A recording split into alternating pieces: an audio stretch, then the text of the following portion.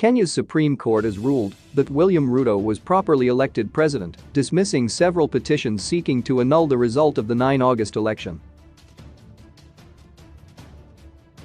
His rival, Raila Odinga, and others had alleged that massive fraud, including tampering with results forms, had taken place. Mr. Ruto garnered 50.5% of the vote in the closely fought election. The 55-year-old will be sworn in as the country's fifth president next week. The 8 petitions challenging the elections were all dismissed. The court found some were based on forged documents and sensational information, Chief Justice Martha Koome said in a unanimous decision on behalf of the 7 judges. No credible evidence that the electronic voting transmission system had been tampered with by a middleman was presented, she said. Ms. Koome also said that Mr. Ruto had met the constitutional threshold of garnering 50% plus 1 of votes cast.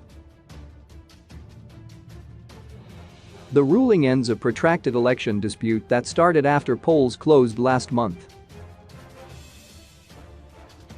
Mr. Odinga's team had used the dissent of 4 of the 7 electoral commissioners who disowned the poll results because they had fallen out with the chairman to bolster his case. But the court, while noting the dysfunction of the commission in managing its internal affairs, said it was not convinced that the claims of the chairman running a one-man show was enough to undermine the election.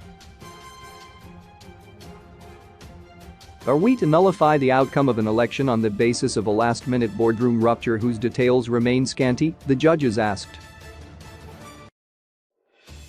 The ruling prompted celebrations in Mr. Ruto's home area of the Rift Valley and parts of the central region, where his running mate hails from. In Mr. Odinga's stronghold of Kisumu, there is a subdued atmosphere. Streets are deserted and some businesses have closed for the day.